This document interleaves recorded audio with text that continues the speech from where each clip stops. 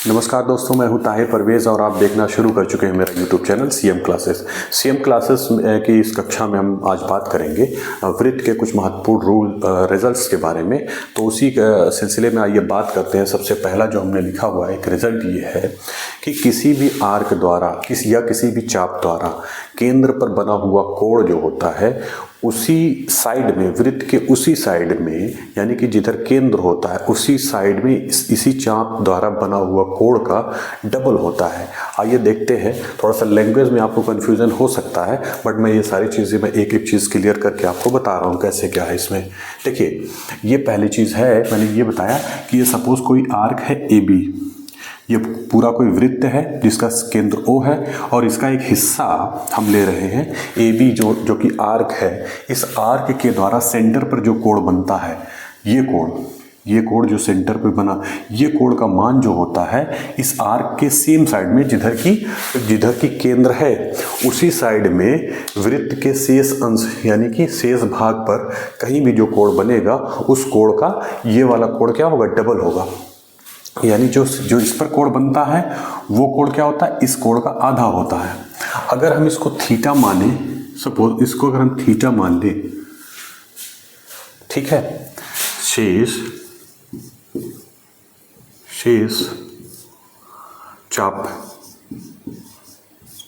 शेष वृत्त, इस चाप के अलावा जो शेष वृत्त का बच रहा है, शेष वृत्त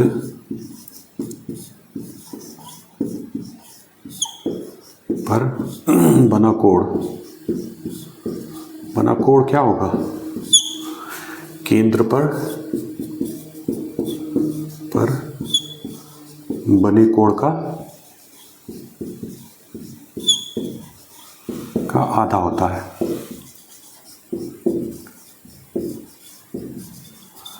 ये हमने ये कहना था यहाँ पे कि जैसे ये आर्क, सपोज कोई आर्क है ए बी, इस ए बी आर्क के द्वारा सेंटर पर जो कोण बनेगा उस कोण का मान क्या होगा, इस कोण का डबल होगा, या यूं कह लीजिए उसका उल्टा कि इस कोण का मान जो होगा वो सेंटर पर बने कोण के आधे के बराबर होगा। यहाँ पे यही चीज़ है। तो अगर ये थीटा है तो ये कितना होगा, 2 थीटा हो जाएगा। ठीक है, यही की चीज़ हमको यहाँ पे इस थ्योरम में या इस रिजल्ट में हमको आपको बतानी थी। ठीक है, आइए अगला टॉपिक देखते हैं। सपोज ये कोई वृत्त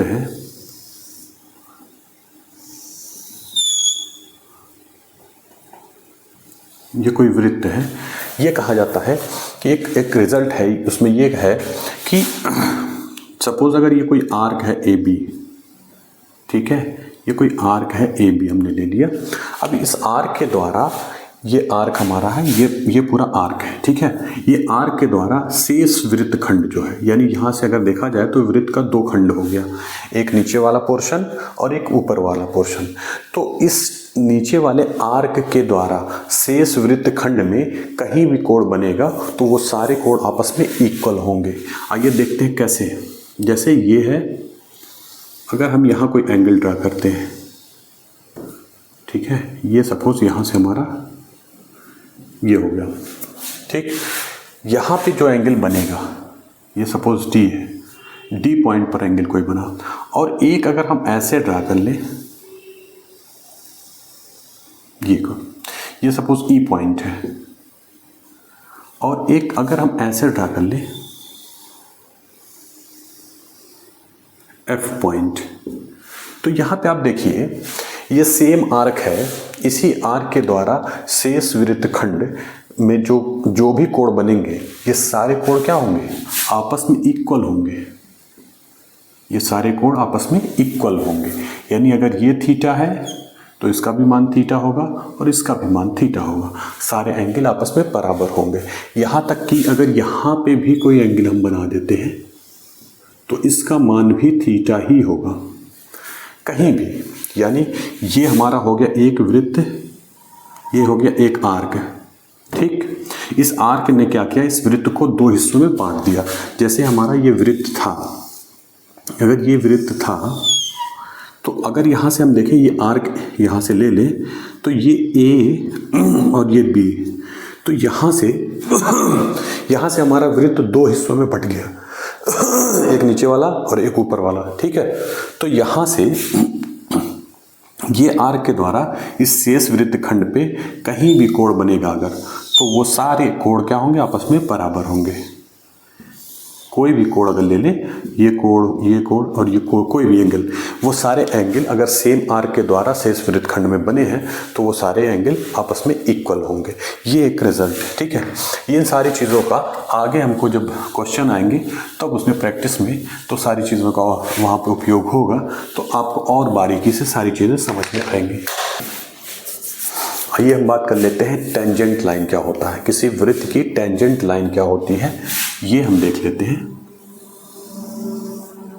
ये हमारा कोई वृत्त है, अगर ये सपोज हमारा कोई वृत्त है जिसका सेंटर O है, अगर यहाँ से हम एक ऐसी लाइन ड्रॉ करें, एक टेंजेंट लाइन जिसको कि हिंदी में कहते हैं टेंजेंट जिसको हिंदी में कहते हैं स्पर्श रेखा, टेंजेंट यानी कि स्पर्श रेखा।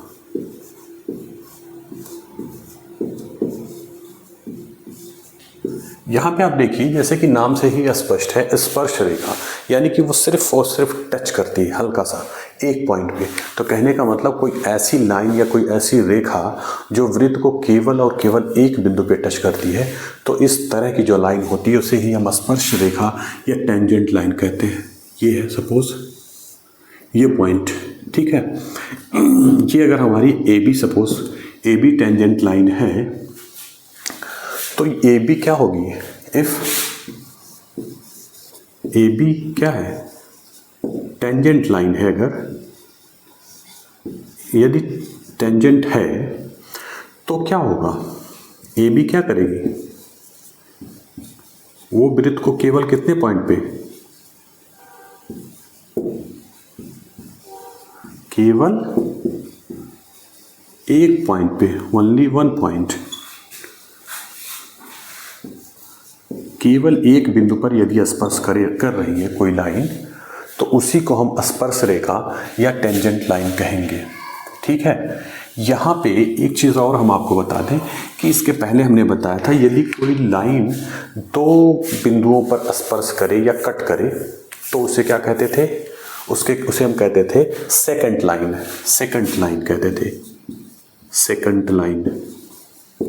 सेकंड लाइन कहते थे। जब दो बिंदुओं पर वो कट करती थी किसी वृत्त को तो उसको सेकंड लाइन बोलते थे, यानी कि छेदक रेखा बोलते थे। जहाँ पे केवल और केवल एक बिंदु पर इसने टच किया है तो इसको हम क्या बोलते हैं, टेंजेंट लाइन, स्पर्श रेखा। और स्पर्श रेखा की एक खासियत ये होती है कि जिस पॉइंट पर ये टच करती है, अगर उस पॉइंट से सेंटर को उस पॉइंट से मिला दे तो ये जो एंगल बनता है वो 90 डिग्री होता है, ठीक है। और ये जो है ये पॉइंट OD सपोज है, डी पॉइंट पर ही लाइन AB ने वृत्त को टच किया और उसी पॉइंट को हमने सेंटर से मिला दिया, तो वो पॉइंट क्या हो गया हमारा, वो हमारा हो गया रेडियस, ठीक है, रेडियस। तो OD अगर रेडियस है तो इसकी खासियत ये होती है ये टेंजेंट पर यानी AB लाइन पर ये परपेंडिकुलर होता है। तो हमेशा क्या होता है, हमेशा एक चीज़ आप नोट कर लेंगे, हमेशा जो त्रिज्या होती है स्पर्श रेखा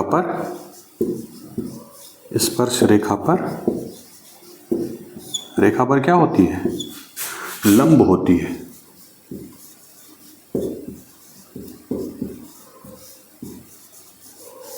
ये चीज़ है, कोई भी स्पर्श रेखा अगर हम खींचते हैं और उसको हम त्रिज्या उससे वहाँ से खींचते हैं सेंटर से, तो वो त्रिज्या क्या होती है, स्पर्श रेखा पर लंब होती है।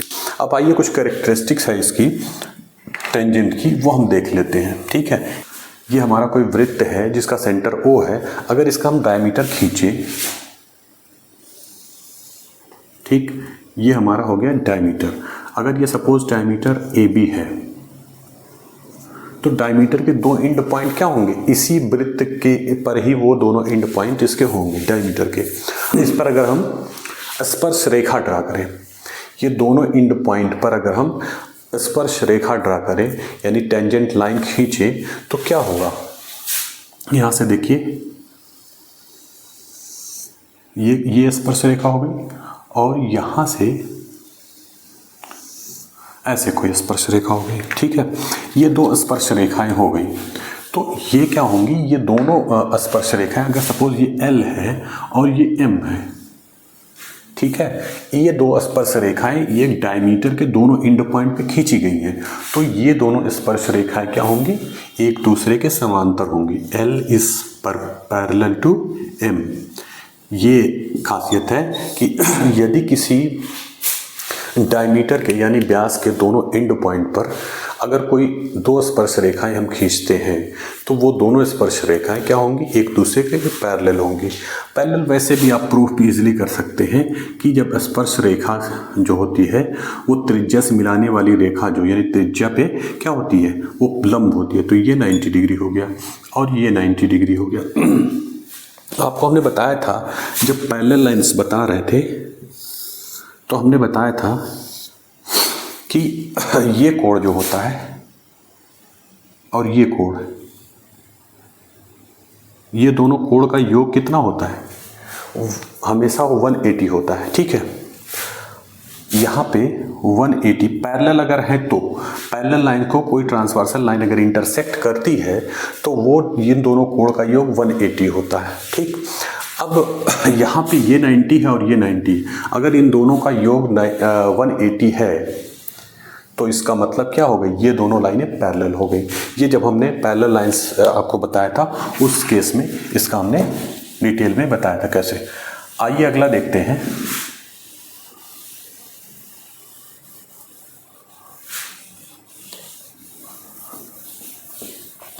अगला देखते हैं कि दो कॉन्सेंट्रिक सर्किल अगर है, दो संकेंद्रीय बिंदु संकेंद्रीय वृत्त अगर है, सपोज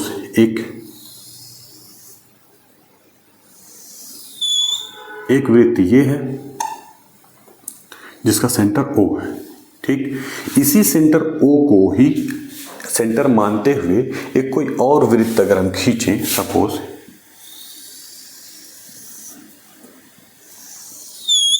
ठीक, ये हो गया हमारा।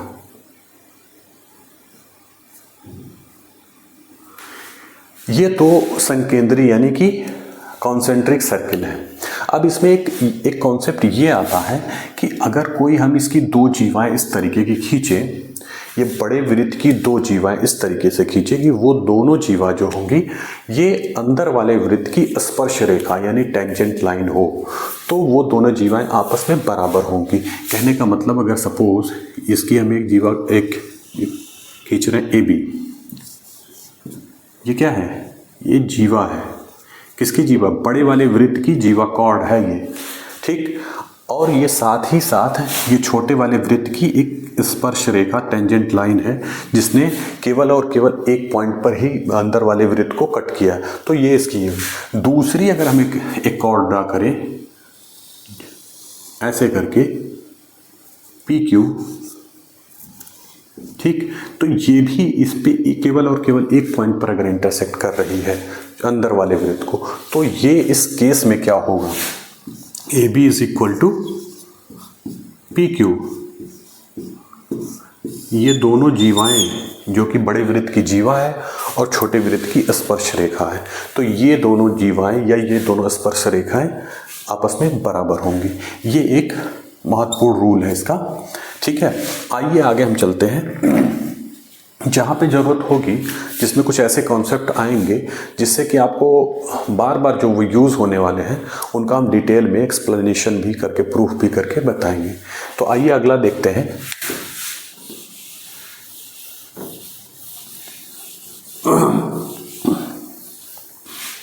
ये कोई वृत्त है जिसका केंद्र O है। ये हम कोई वृत्त ले रहे हैं जिसका केंद्र O है। यहाँ कोई बाहर एक पॉइंट P है, ये पॉइंट P है। इस पॉइंट से दो स्पर्श रेखाएं हम खींचते हैं इस वृत्त पे। ठीक है, ये एक वृत्त है जिसका केंद्र O है और एक कोई बाह्य बिंदु है दूर कहीं, उस पॉइंट से हम क्या कर रहे हैं, इस पर दो स्पर्श रेखाएं खींच रहे हैं। सपोज एक स्पर्श रेखा ये है जिसने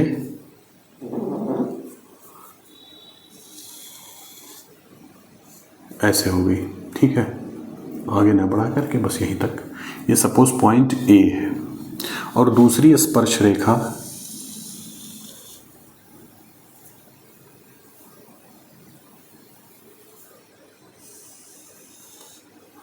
ये पॉइंट सपोज बी है। ये दो स्पर्श रेखाएं हो गई,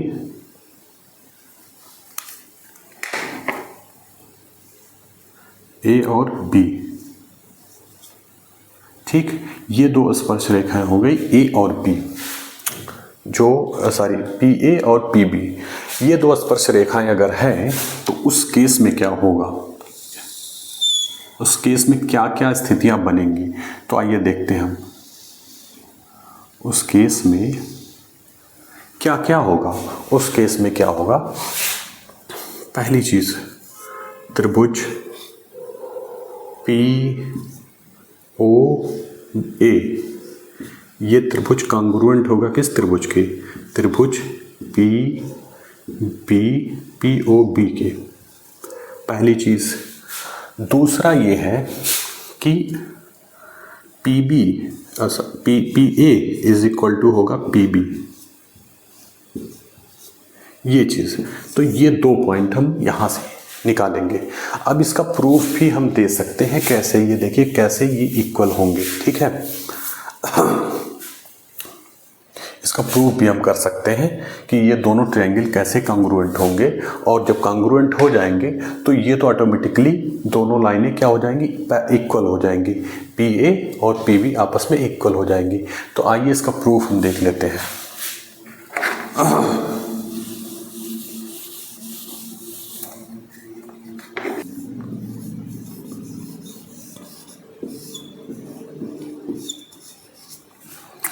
देखिए इसका प्रूफ बहुत सिंपल सा है। ट्रायंगल क्या है, ट्रायंगल पी ए ओ, ये क्या है, एक राइट एंगल ट्रायंगल है, राइट एंगल ट्रायंगल। ठीक, इसी तरीके से ट्रायंगल पी बी ओ, ये क्या है, ये भी एक राइट एंगल ट्रायंगल,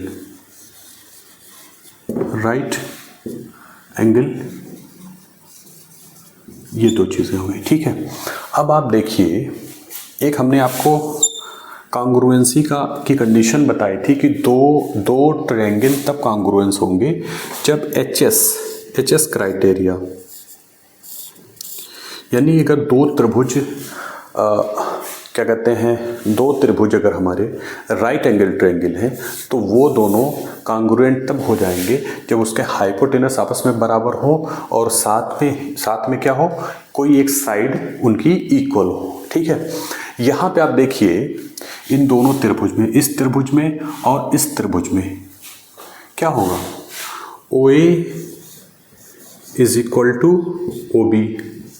क्यों भाई, ऐसा क्यों, ओ बी के बराबर कैसे होगा, क्योंकि दोनों क्या है, रेडियस है, रेडियस, ये दोनों रेडियाई। ओके, दूसरी चीज ये है, ये हाइपोटेनस है, इस ट्रायंगल का भी हाइपोटेनस है और इस ट्रायंगल का भी हाइपोटेनस है। क्यों, क्योंकि हमने बताया है कि स्पर्श रेखा को, यानी कि टेंजेंट लाइन को रेडियस जो होती है वो उसके टेंजेंट लाइन के क्या होती है, परपेंडिकुलर होती है। तो जब परपेंडिकुलर हो गई तो ये 90 डिग्री, और यहाँ पे भी ये रेडियस है और ये टेंजेंट लाइन है, ये परपेंडिकुलर, ये रेडियस है और ये टेंजेंट लाइन है तो ये परपेंडिकुलर। तो ये पूरा हमारा एक राइट एंगल ट्रायंगल हो गया और ये हमारा ये वाला भी एक राइट एंगल ट्रायंगल हो गया। अब आप जानते हैं कि राइट एंगल ट्रायंगल में राइट एंगल यानी कि 90 डिग्री के सामने वाले जो साइड होती है वो हाइपोटेनस होता है। यहाँ पे 90 डिग्री की इस त्रिभुज में 90 डिग्री के सामने वाली साइड क्या है, पीओ है, तो पीओ इसका हाइपोटेनस। इसी तरीके से इस ट्रायंगल में अगर देखा जाए इसमें भी पीओ हाइपोटेनस है, तो यहाँ से आप निकाल लीजिए PO is equal to PO. क्यों, हाइपोटेनस है, ये हाइपोटेनस। ठीक है, तो यहाँ से हमने देख लिया क्या कि ये दोनों ट्रायंगल जो हमने शुरू में लिखा, क्या लिखा था, triangle P A O is congruent to क्या है, ट्रायंगल पी बी ओ, ये दोनों आपस में कांग्रुएंट हो गए। पहला चीज़ जो हमको प्रूफ करना था वो तो आ गया। अब जब ये दोनों ट्रायंगल कांग्रुएंट होंगे, एक ट्रायंगल सपोज इसको 1 नंबर ट्रायंगल मान लें, इसको 2 नंबर, तो 1 और 2 अगर कांग्रुएंट हो गए तो फिर क्या होगा, ये लाइन इसके बराबर नहीं हो जाएगी। देन क्या होगा, A P is equal to B P, ये हमारा हो जाएगा। ये हमारा प्रूफ हो गया। ओके, तो ये टेंजेंट लाइन की खासियत ये होती है कि किसी भी एक्सटर्नल पॉइंट से किसी भी सर्किल पर अगर हम कोई 2 टेंजेंट लाइन ड्रॉ करते हैं तो वो दोनों टेंजेंट लाइन आपस में इक्वल होंगी। ये हमको आगे चल के क्वेश्चंस में इसका बहुत महत्वपूर्ण उपयोग होने वाला है।